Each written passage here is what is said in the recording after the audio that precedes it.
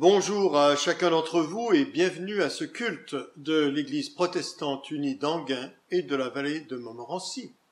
Le pasteur Marc-Henri Vidal.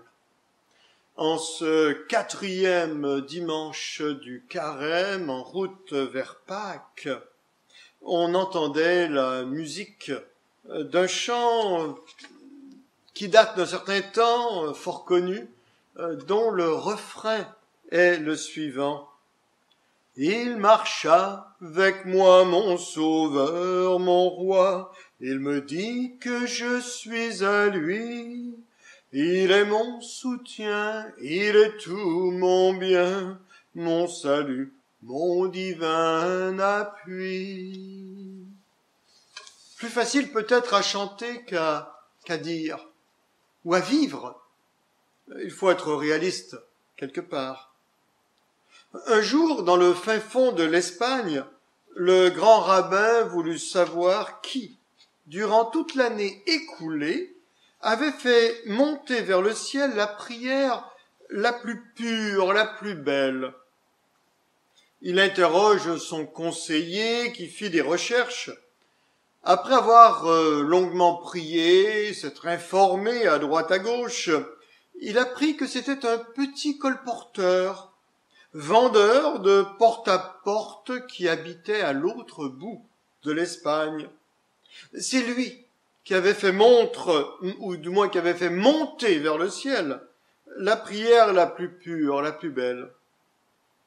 Le grand rabbin fit venir le jeune colporteur, tout étonné de ce qu'on venait le chercher. Lui, qui, pensait-il, ne savait pas prier. « Quelle est donc cette prière que tu as fait monter vers Dieu ?» lui demanda le grand rabbin. « C'est vrai, Rabbi. Un soir, je m'en souviens, j'ai prié intensément. Maman était gravement malade. Je me suis purifié le cœur en prenant un bain comme la loi juive le prescrit si bien, puis par cette claire nuit d'été, sous le regard de la lune, je suis monté sur le toit. Et j'ai dit alors au Seigneur, « Seigneur, je ne sais pas prier, mais je sais lire et écrire. Je connais mon alphabet. Je vais le réciter dans le fond de mon cœur. Alors tu prendras les lettres et tu en feras toi-même la prière que tu aimes. »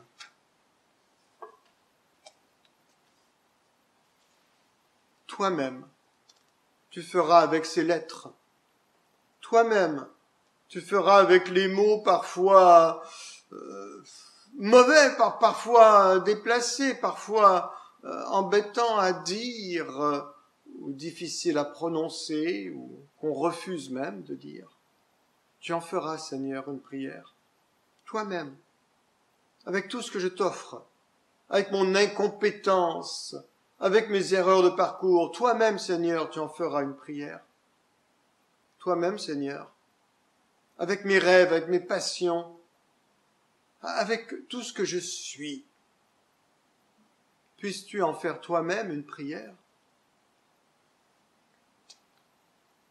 Aujourd'hui, en traversant la ville, les jardins, on peut voir des bourgeons gonflés de sève, des feuilles nouvelles qui commencent à paraître. La vie cachée, jusque-là, tout intérieure, ne peut plus être retenue. On sent qu'elle va bientôt jaillir. Ce sera alors l'éclosion printanière. La terre ne peut pas retenir davantage la vie qu'elle a en elle. Comme une femme enceinte ne peut pas garder pour elle l'enfant qu'elle porte en son sein, au risque de l'étouffer et de mourir avec lui. Alors Seigneur, nous t'offrons, que cela puisse jaillir de nous, mais nous t'offrons un peu de notre temps, de nos pensées, de nos paroles, de nos chants en cette journée. Au nom du Christ vivant. Amen. Et je vous invite à chanter, chantonner en ce 4e dimanche du Carême. Dieu a tant aimé le monde.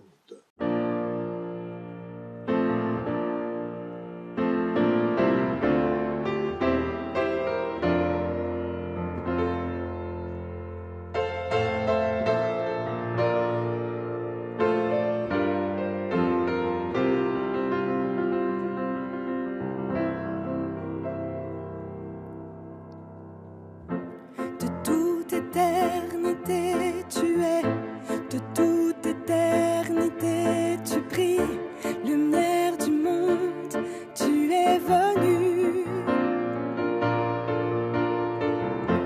De toute éternité tu règnes, de toute éternité tu brises les chaînes de nos obscurités. Nous pouvons voir le don du Père, le Fils de l'homme né sur la terre, vivant, mort et ressuscité. Dieu a tant aimé le monde à jamais qu'il nous a donné Jésus-Christ. Dieu t'a tant aimé qu'il s'est incarné, il nous a laissé son esprit. À quoi bon rechercher des preuves? Ta présence en moi dans l'épreuve m'appelle à dire en vérité. De toute éternité tu règnes, de toute éternité tu m'aimes comme personne d'autre ne peut m'aimer. Tu me rejoins dans ma faiblesse, ta croix ramène à l'essentiel. Tu es vivant, ressuscité. Dieu a tant aimé le monde à jamais qu'il nous a donné Jésus-Christ. Dieu t'a tant aimé qu'il s'est révélé, il nous a laissé son esprit. Oh, Dieu a tant aimé le monde qu'il a créé, qu'il nous a donné Jésus-Christ. Oh, Dieu t'a tant aimé qu'il s'est incarné, et nous pouvons renaître en l'esprit. En l'esprit.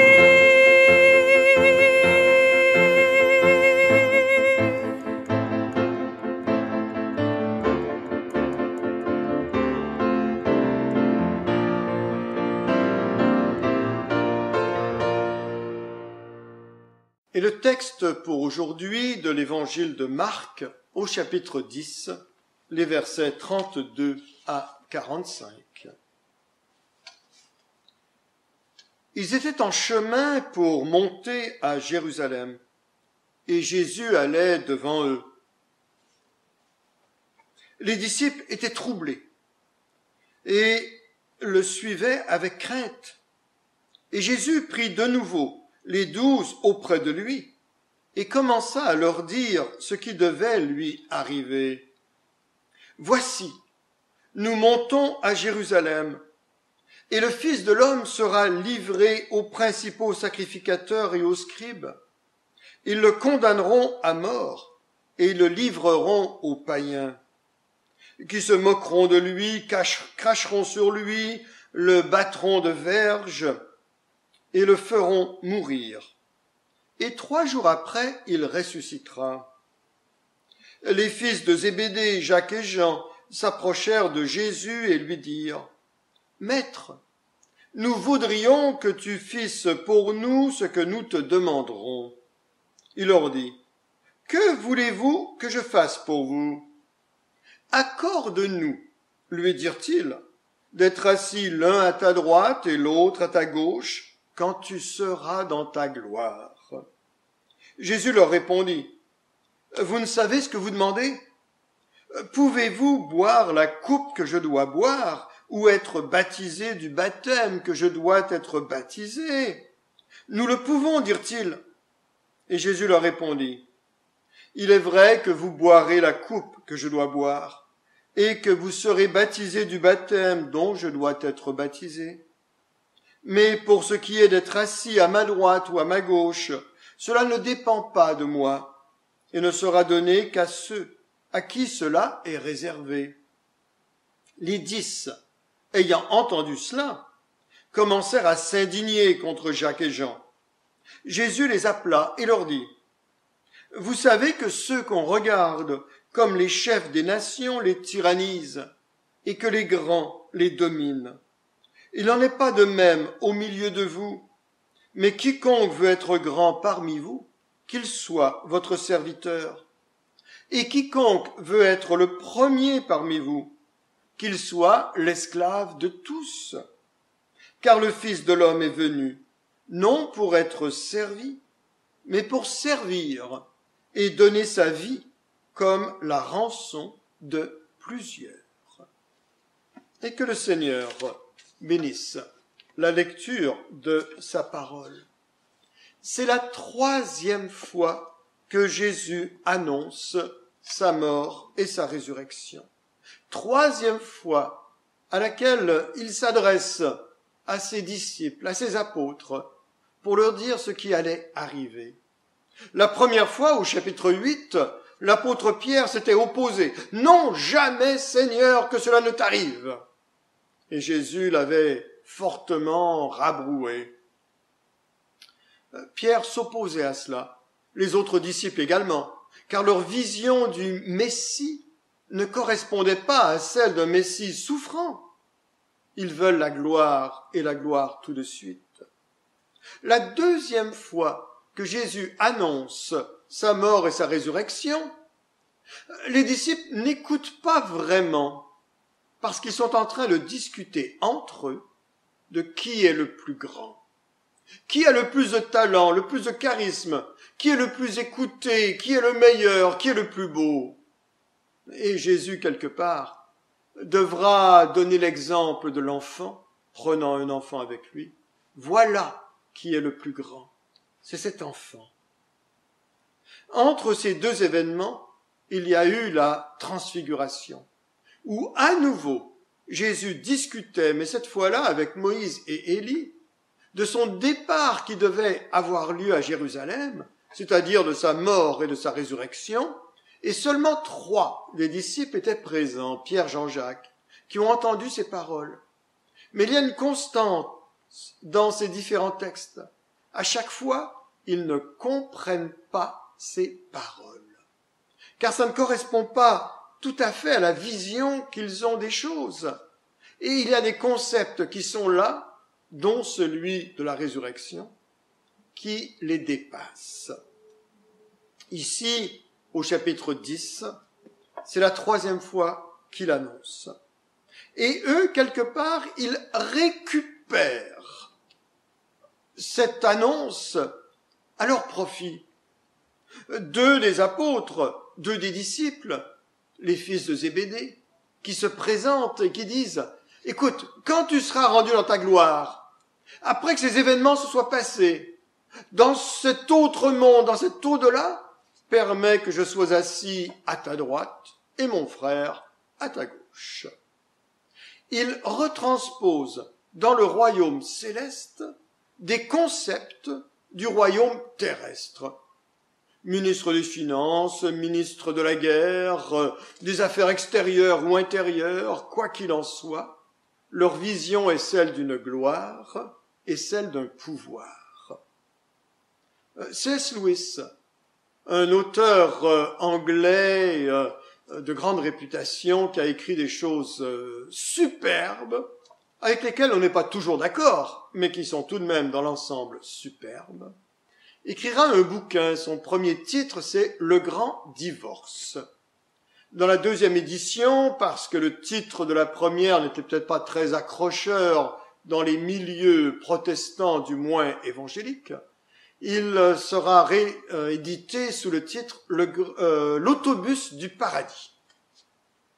C'est l'histoire d'une série de personnes qui sont à un arrêt d'autobus et qui attendent cet autobus qui va les conduire au paradis, et ils discutent entre eux de ce à quoi le paradis peut ressembler. Et là, ils transposent quelque part leur vision d'une réalité terrestre dans une réalité qui les dépasse totalement. Je n'en dis pas plus pour cet ouvrage. Mais ici, nos deux fils de Zébédée, Jacques et Jean, vont faire ce même passage. Ils sont sur la route pour aller à Jérusalem, une sorte de pèlerinage, c'est bientôt la fête de Pâques. Alors que d'habitude, la montée à Jérusalem est une montée joyeuse, heureuse. On anticipe, on a hâte d'arriver à la ville sainte. Ici, ils font le chemin troublé, effrayé. Jésus, sur cette route, décrit ses souffrances, décrit ses tortures, il décrit sa mort. C'est un peu l'image du serviteur souffrant, tel qu'on le retrouvera dans le livre du prophète Ésaïe, au chapitre 53. Homme de douleur, méprisé parmi les autres, rejeté. Dans leur vision des choses, le Messie ne devait pas être rejeté. C'est la victoire qui doit l'emporter. Le texte continue en disant que les principaux sacrificateurs vont s'opposer à lui, ils le livreront entre les mains des non-juifs. Le grand sous-entendu de ce texte peut être plus fort que les deux autres fois où il avait annoncé sa mort et sa résurrection. C'est que les responsables de la mort du Christ sont tout autant les non-juifs que les juifs. Tous, et quelque part nous également inclus, nous aussi associés à cela, à distance peut-être, sommes responsables de la mort du Christ. Je vous rappelle cette première phrase qui apparaissait lors de la première fois que Jésus annonce sa mort et sa résurrection. Il fallait que ces choses arrivent. Il faut une nécessité théologique. Alors que là, nous sommes rendus à une réalité historique. Il sera livré. Et la demande des fils de Zébédée. Comme je disais, ils ne retiennent que la gloire. Et ils ne pensent pas au rejet et à la souffrance qu'il peut y avoir. Quand tout ça, ce sera passé, allez hop, quand ce sera la gloire, alors à ce moment-là, tu nous oublies pas, à la droite et à la gauche, les meilleures places, les meilleures positions. Il est difficile pour nous d'imaginer ce que peut être ce rejet et cette souffrance du Christ sur la croix. Je me rappelle quelqu'un qui me disait « Mais il va ressusciter, donc finalement c'est du passé. » Lorsqu'on a une fracture du bras ou de la jambe, on a beau se dire que dans 3 mois ce sera chose du passé, au moment même où on l'a subie, elle fait mal. Lorsqu'une femme va accoucher d'un enfant, elle a beau se dire que dans quelques heures, quelques jours, ce sera un petit qu'elle chérira tendrement dans ses bras, cela n'empêche pas qu'au moment même où elle vit les douleurs de l'enfantement, elle va crier. Et cette réalité n'est pas moindre pour le Christ dans ce déchirement qu'il y aura sur la croix. Jésus leur répond en leur disant oui, il y aura une coupe, oui, il y aura un baptême dramatique qui va se passer. Pouvez-vous boire cette coupe que je vais boire? Pouvez-vous être baptisé du même baptême dont je serai baptisé?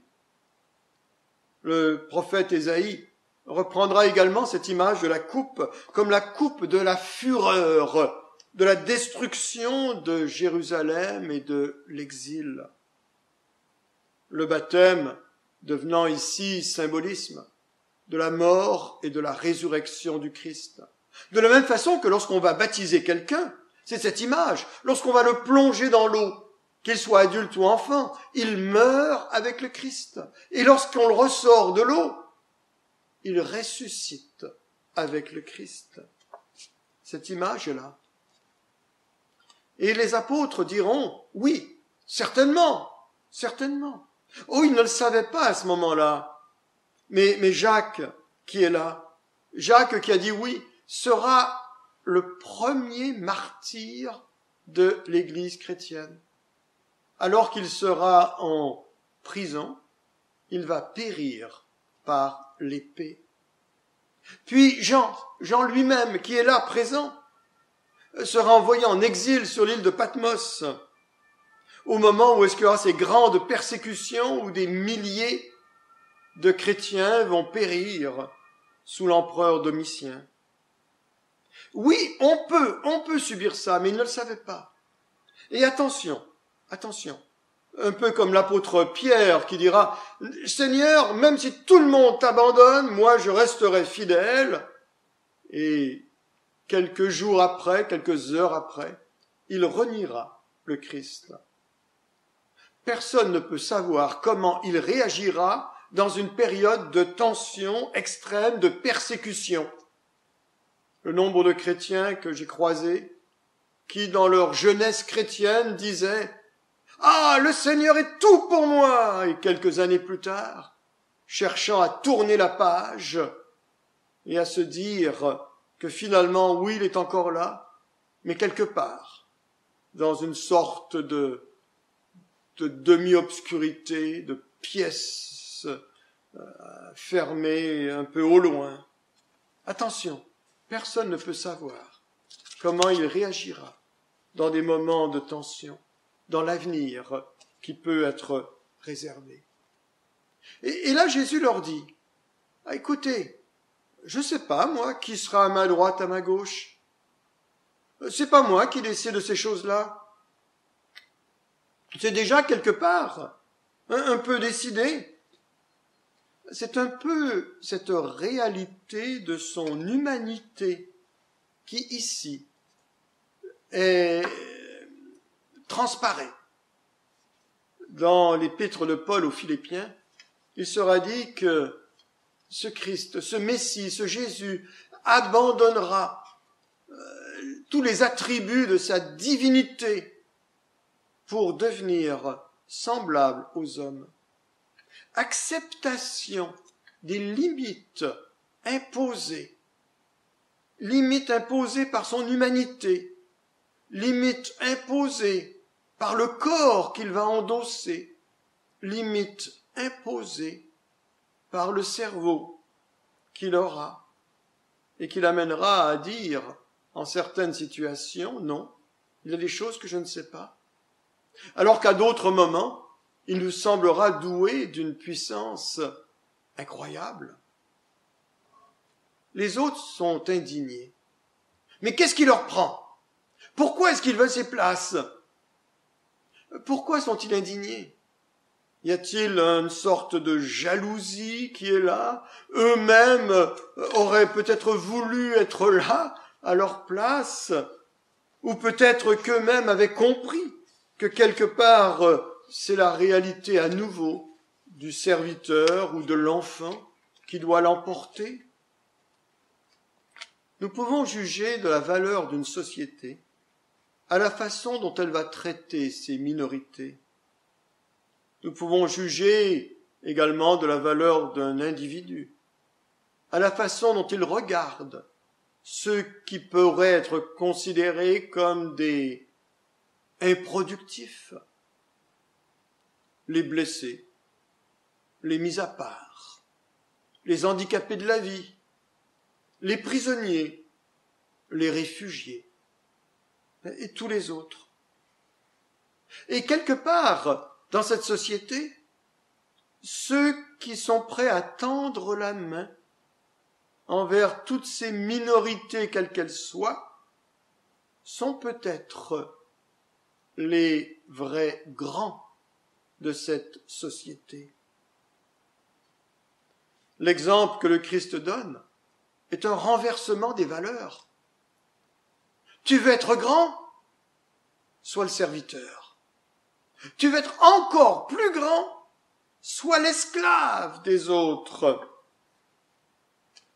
Faut-il dominer les autres ou aider les autres? Asservir les gens ou servir les autres?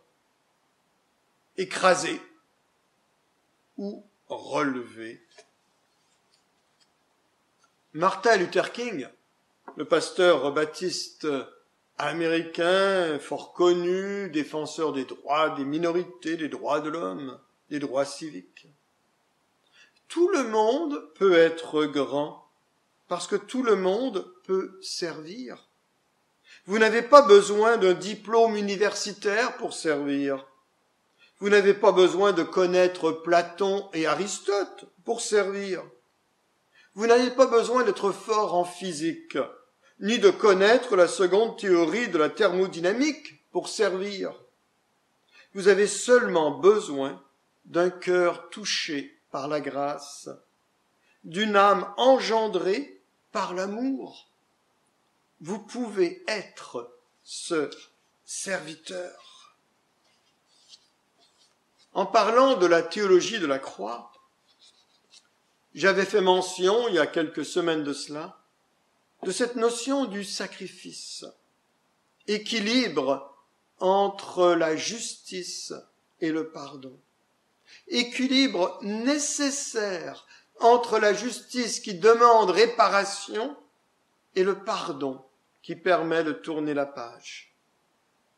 J'avais parlé également, il y a une semaine de cela, de l'exemple de la croix, dans ce texte où il est dit qu'il n'y a pas de plus grand amour que de donner sa vie pour ses amis.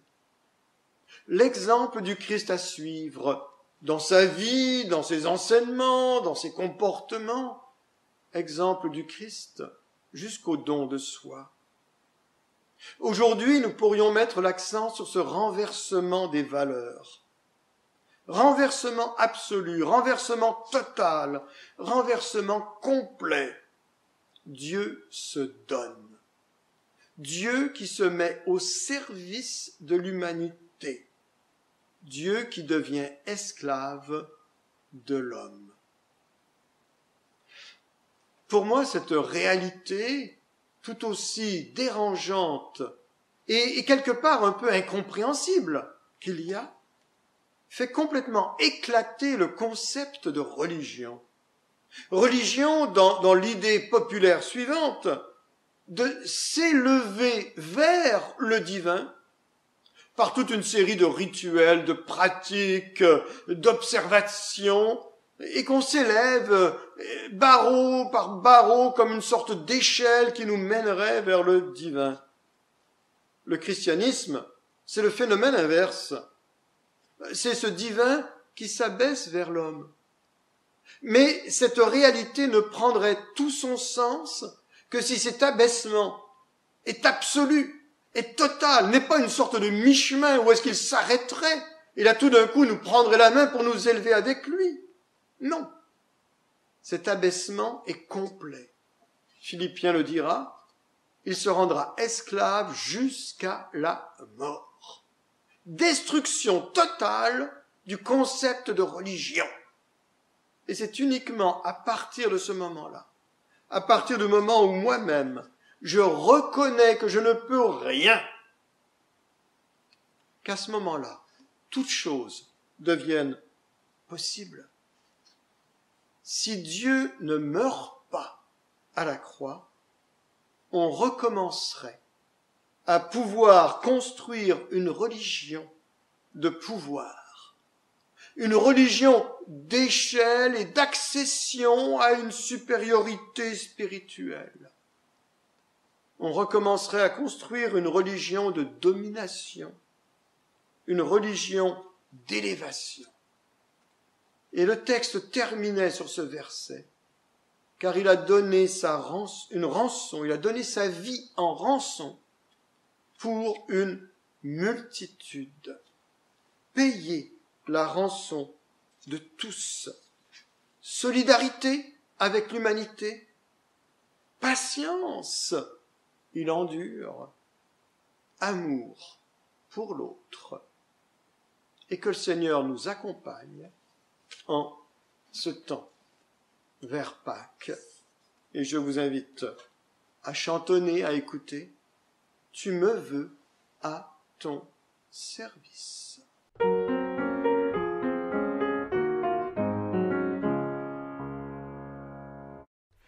Tu me veux à ton service, moi qui sans toi ne suis rien, qu'à toute heure s'accomplisse ton désir et non le mien. Ce que j'ai, tu le possèdes, mais tu veux le recevoir. Conduis-nous, toi qui nous aides, à mettre en toi notre espoir. Le plus grand parmi les hommes, tu l'as dit, maître très doux, sur cette terre où nous sommes, c'est le serviteur de tous. Tu fis mieux que de le dire, quand pour nous tu vas t'offrir, confond ce cœur qui n'aspire qu'à se faire encore servir. Jésus, si ta main me guide, je marcherai par la foi. Tout chemin sera limpide, tout travail sera pour toi. Je suis prêt pour la bataille, sa douleur et son effort. Je vais où tu veux que j'aille, dans la vie et dans la mort. Et nous arrivons au terme de cette célébration et que l'on puisse prier. Seigneur mon Dieu, depuis toujours, tu chemines avec moi. Tu es l'ami de mes jours de soleil et de mes nuits de brouillard. Toi jamais tu ne m'abandonnes. Tu es la lumière qui m'éclaire, même au cœur des ténèbres. Tu es la source qui rafraîchit, qui coule en moi et me redonne vie. Ton amour pour moi est si grand que même la mort ne l'arrête pas. Tu es le chemin, tu es la vie nouvelle. Donne-moi, Seigneur, sur ma route de carême, d'oser vivre ta parole, celle qui donne la vie, celle qui ouvre l'horizon, celle qui repousse les ténèbres, celle qui met l'homme debout.